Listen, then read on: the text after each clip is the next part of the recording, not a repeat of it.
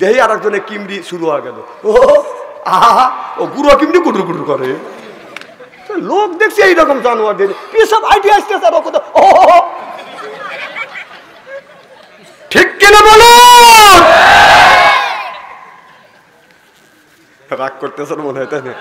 আর আইনেন না, আপনারা গোপালপুরের মানুষ, আমি সাজাদপুরের মানুষ। আর পশ্চি তো, আমি অপশ্চি বলতেছি। তোর মমতা যা করিয়ে গেছে,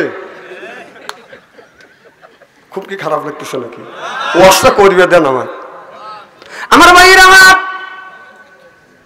আমি দেখলাম আপেল ফলের কিছু হয় না, দাঁত লাগাইছে, দাঁত থাকলে দাঁত বসবে, খালি ফসকে আইছে। আমি তওবা করতেছি, আল্লাহ তোমার নবীর হাদিস আমি অবিশ্বাস করিনি, আল্লাহ তুমি আমাকে মাফ করে দিও। কিন্তু যাচাই করলাম, দেখলাম একটা বুড়ো মানুষ। এই জন্য বলছে আল্লাহ নবী গো, আল্লাহ যেন আঙ্গুর ফলের বাগান দেয়। আল্লাহ নবী বললেন আল্লাহ তোমাকে আঙ্গুর ফলের বাগান দিবে, তারপরে তুমি কি চাও? বলে নবী গো আর কিছু চাই না। আমার নবী বললেন আরো কিছু নিতে হবে। কয় কি? কয় বউ। কয় বুড়ো বয়সে বউ দিয়ে আমি কি করব? আল্লাহ নবী বলেন একটা না, দুইটা না, জান্নাতের মধ্যে যখন রওনা করবে কম করে হলো ৭০টা করে বউ দিবে এক একটা পুরুষকে। চিল্লে কোন আল্লাহু আকবার। বুড়ো বড় মন ছোট করে বলেছি, আর যুবকেরা হাসতেছে। এইরকমই তো দরকার। ৭০টা একটাই পারো না।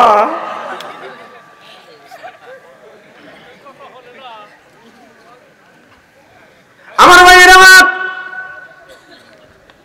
আল্লাহ নবী বললেন সাহাবীরে, আল্লাহ যখন তোমাকে জান্নাতে দিবে কম করে হলেও ৭০টা করে বউ দিবে। এই বউয়ের চেহারাটা বাদান কেমন হবে?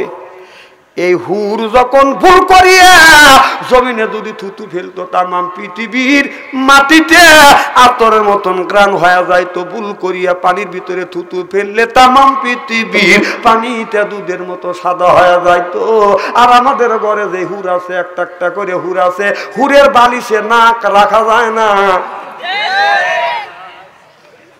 যে হুর আল্লাহ দিবে, এই হুর আপনার মুখ দিয়ে গন্ধ বের হবে না, নাকে বাদান আপনার ময়লা নাই, কানে বাদান ময়লা নাই, মুখ দিয়ে বাদান দুর্গন্ধ হবে না। আর আমাদের ঘরে ঘরে একটা করে বাদান হুর আছে। এই হুর যদি রাত্রে শুয়ে থাকে, সকালবেলা বিরাজ না করলে হুরের মুখের কাছে লাখ লেওয়া যায় না। আর এত সুন্দর হুর দিবে, থুতু ফেললে আতর মতন কিরাম হবে। সুবহানাল্লাহ, বাড়ির যা কয়েন। সংসার চালা পুরুষ জাতি, নারী লাগাই পেট, প্রত্যেক বাড়ি হয় গো খেলা, আলি ফারি সেরা ম্যাচ। ওই বড় বেলা বাইরে জ্বালা জ্বালার নাই কেছে, নারী জাতি নষ্ট করলো সোনার বাংলাদেশ। এই যে প্রেম প্রীতি ভালোবাসা ঢুকছে ঘরে ঘরে, প্রেমের জন্য অনেক যুবক বিষ খাইয়া মরে। প্রেম প্রীতি ভালোবাসা নারী করে শুরু, হিসাব করে দেখলাম নারী প্রেমের নাটের গুরু। যত দুনিয়ায় বেজাল নারী নিয়ে, এই নারী নারী মিল নাই। আমি নিজে দেখছি নারী নারী মিল নাই। এই দিনে আছে আমাদের কপালে দুঃখ।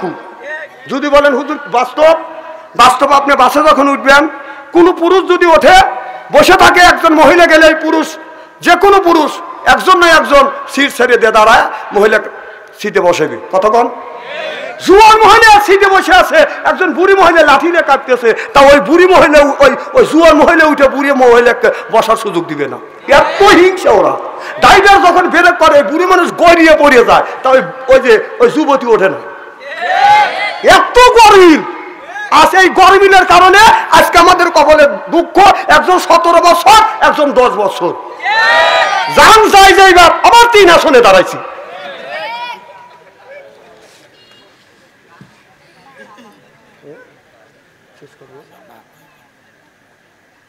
না না, আমি কথা অবাস্তব বলতেছি। আপনি ভয় খান কে?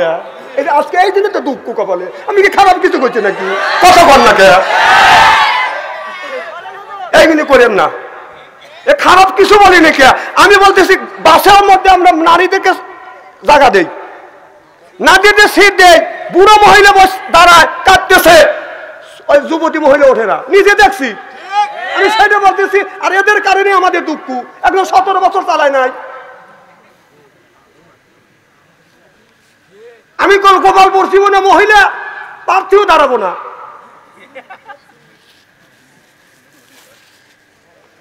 ব্যাপারটা হলো এই, আমি যে দল করি, আমি যে কর্ম করি, আমি যে কাজ করি, সেটা যদি কোরআন হাদিস দিয়েও যদি বলা যায়, যদি আমার বিপক্ষে যায়, মোট আনসাইন্টিফিকটা ঠিক হয়নি।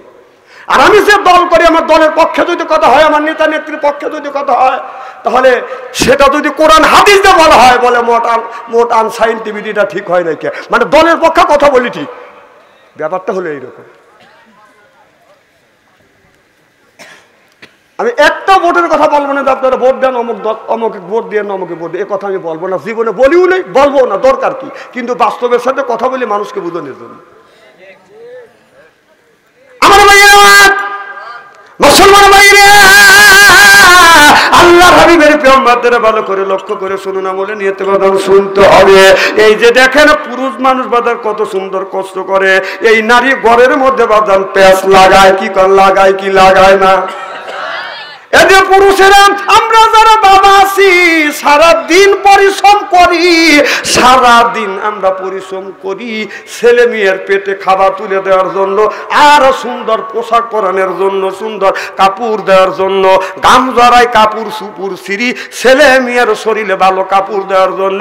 দেখা যায় আমাদের ছেলেরা, আমাদের মেয়েরা আপনার কাপড় সুপুর খুলিয়া টিকটক করে কিছু লাইক পাওয়ার জন্য। বাবা মা নিজের গাম জড়ায়া, নিজের গায়ের কাপড় ছেড়ে ছেলে মেয়ে গায়ে সুন্দর পোশাক পরানোর জন্য, আর মেয়েরা সেই সমস্ত সুন্দর পোশাক খুলে আপনার টিকটক করে ফেসবুকে আর টিকটকে লাইক পাওয়ার জন্য। কথা বল না কে, কথা কেন অবস্থা বলতেছি। কষ্ট করে বাবা মা কাজ করে, চাকরি করে, বাকরি করে, ব্যবসা করে, বাণিজ্য করে, ছেলে মেয়ের গায়ে সুন্দর পোশাক পরানোর জন্য, আর ওইগুলো আউলে যা খুলে তুমি টিকটক করো।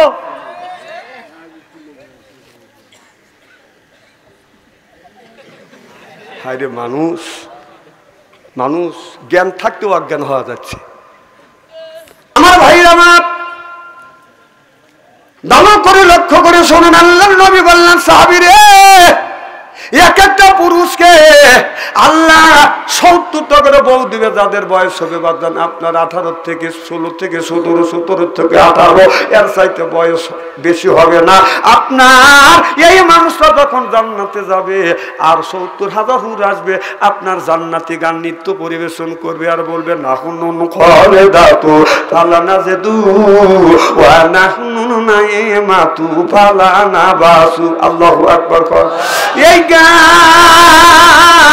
হুরের গাইতে লাগবে বাদান 70,000 বছর। অনেক স্বামী আছে বউকে বাদান দেখতে পারে না, অনেক বউ আছে স্বামীকে বাদান দেখতে পারে না, এরকম লোক আছে না নাই?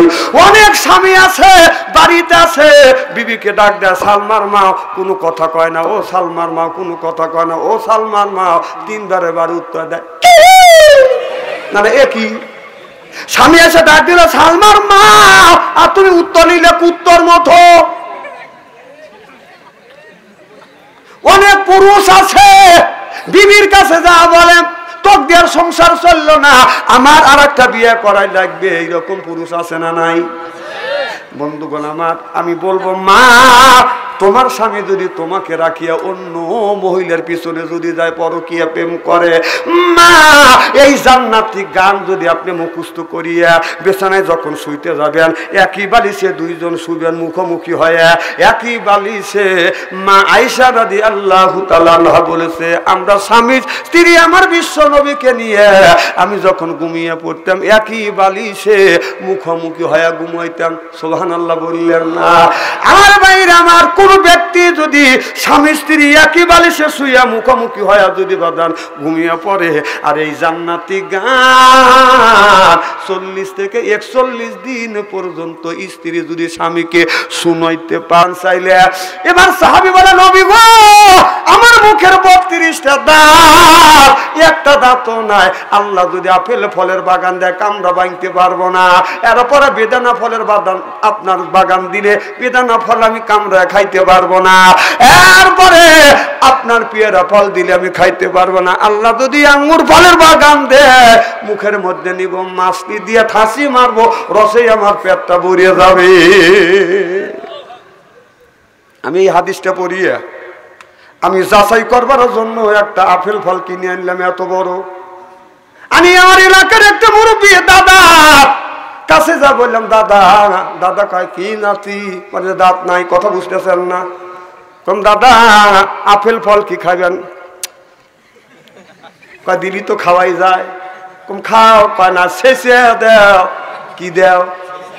আমি বললাম দাদা কেটেও দেব না, শেষেও দেব না, আপনি যদি কামড়া যদি খাইতে পারেন তাহলে ফলটা তো দিয়েই দেবো, কিন্তু তোমাকে পেট ভরে মিষ্টি খাওয়াবো। দাদা বলে মনে হয় পারবো না, দেও।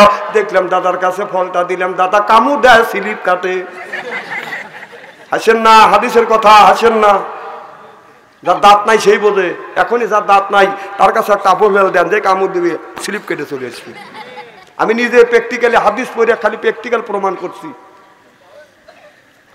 দাদা কামড় দেয়, ফসকে আছে, আমি চোখের পানি ধরে রাখতে পারিনি। আমি তওবা করি, আল্লাহ, আল্লাহর কসম করে বলতেছো, আল্লাহ আল্লাহ তুমি তো মনের খবর জানো, আমি তোমার হাদিস বিশ্বাস, রসুলের হাদিস অবিশ্বাস করিনি, আমি মানছি, কিন্তু একটু যাচাই করতে চেয়েছি দেখি সত্যি এই দাঁত ছাড়া মানুষ, যাদের দাঁত নাই তারাই ফলটা ফাটাইতে পারে কিনা।